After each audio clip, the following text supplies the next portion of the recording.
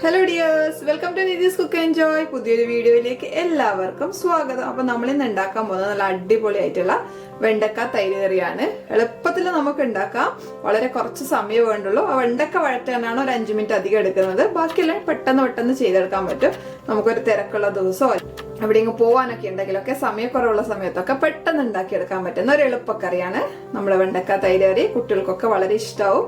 അപ്പോൾ എല്ലാവരും ഇതൊന്ന് ട്രൈ ചെയ്ത് നോക്കണം. സബ്സ്ക്രൈബ് ചെയ്യാതെ ആരെങ്കിലും വീഡിയോ കാണുവാണെങ്കിലും സബ്സ്ക്രൈബ് ചെയ്യണേ പ്ലീസ്. തൊട്ടടുത്തുള്ള ബെൽ ബട്ടൺ ആൾ എനേബിൾ ചെയ്യാൻ മറന്നു പോകരുത്.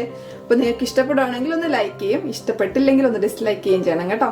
അപ്പോൾ നമുക്ക് വീഡിയോ കണ്ടിച്ചു തരാം. Welcome to the video. Easy വെണ്ടക്ക മുരകറി ഉണ്ടാക്കാൻ വേണ്ടിയിട്ട് ആദ്യം തന്നെ ഒരു പാത്രം ചൂടാക്കിയിട്ട് അതിലേക്ക് 1 ടേബിൾ സ്പൂൺ വെളിച്ചെണ്ണ ഒഴിച്ചു കൊടുത്തിട്ടുണ്ട്. അതിലേക്ക് ഒരു 6 വെണ്ടക്ക ചെറുതായി അരിഞ്ഞതാണ്. ഇത് നല്ല വാടി വരുന്നത് വരെ മീഡിയം ഫ്ലെയിമിലിട്ടിട്ട് ഒന്ന് വാട്ടിയെടുക്കണം. നിങ്ങൾക്ക് ക്രിസ്പി ആയിട്ടാ വേണമെങ്കിൽ അങ്ങനെ എടുക്കാം, നല്ല സോഫ്റ്റ് ആയിട്ടാ വേണ്ടെങ്കിൽ അങ്ങനെ എടുക്കാം. എന്തായാലും ഇതിന്റെ നൂല് പോകുന്നത് വരെ ഒന്ന് വാട്ടിയെടുക്കണം. അല്ലെങ്കിൽ കറി പെട്ടെന്ന് കേടായി പോവുകയും ചെയ്യും, നമുക്ക് ഭയങ്കര ഒരു കൊഴുപ്പ് ഫീൽ ചെയ്യുകയും ചെയ്യും. അപ്പോൾ ഇതൊന്ന് ഒരു 10 മിനിറ്റ് മെല്ലെ മീഡിയം ഫ്ലെയിമിലിട്ടിട്ട് ഒന്ന് വഴറ്റിയെടുക്കട്ടെ. വെണ്ടക്ക നന്നായി വാടി വന്നിട്ടുണ്ട്. നമുക്ക് ഇതിനൊരു പ്ലേറ്റിലേക്ക് മാറ്റാം.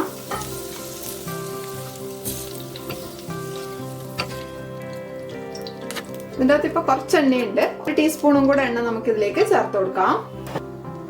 1 ടീസ്പൂൺ എണ്ണ ഒഴിച്ചു കൊടുക്കുന്നുണ്ട്.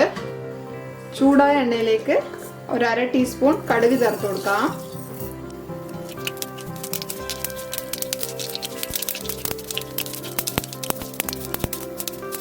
ഉലുവയാണെങ്കിൽ കടുക് പൊട്ടിക്കഴിഞ്ഞിട്ട് ഇപ്പോൾ ചേർത്ത് കൊടുക്കണം. ഞാൻ ഉലുവ പൊടി ചേർക്കുന്നത് കൊണ്ട് ഇപ്പൊ വറ്റൽമുളകാണ് ചേർത്ത് കൊടുക്കുന്നത്. 3 തണ്ട് കറിവേപ്പില ഒന്ന് മിക്സ് ചെയ്ത് കൊടുക്കാം. തീ നന്നായി കുറച്ച് വെക്കണം. ഇനി ഇതിലേക്ക് ഒരു ചെറിയ കഷ്ണം ഇഞ്ചി ചതച്ചതും 3 വെളുത്തുള്ളി ചതച്ചതുമാണ്. വലിയതായതുകൊണ്ടാണ് 3 എടുത്തത്. ചെറുതാണെങ്കിൽ ഒരു 6 വരെ എടുക്കാം. 30 സെക്കൻഡ് നമുക്ക് നന്നായിട്ടൊന്ന് മിക്സ് ചെയ്ത് കൊടുക്കാം.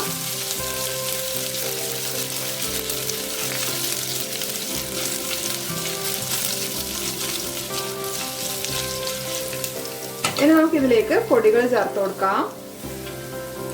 1/4 ടീസ്പൂൺ ജീരകം പൊടിച്ചത്, 1/4 ടീസ്പൂൺ ഉലുവ പൊടിച്ചത്, ഏകദേശം ഒരു 1/2 ടീസ്പൂണിന്റെ 1/4 ഭാഗം എടുത്തിട്ടുണ്ട്. കായം ഒന്ന് ഇളക്കി കൊടുക്കാം.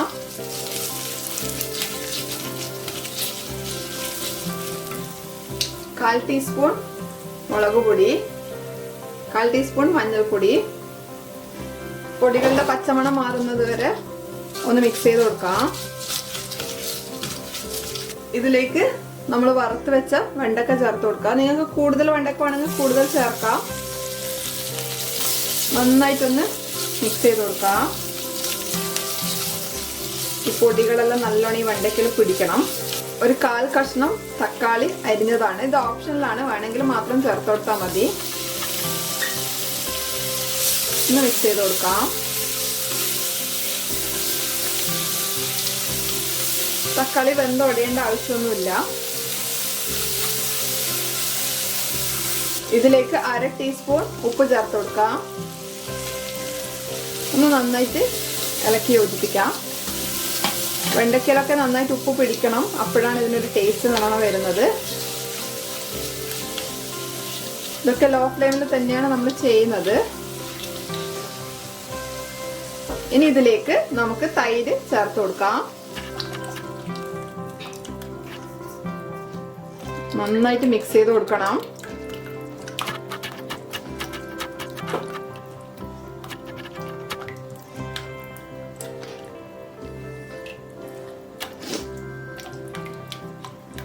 തൈരൊന്ന് ചൂടായാൽ മതി, തിളക്കേണ്ട ആവശ്യമൊന്നുമില്ല.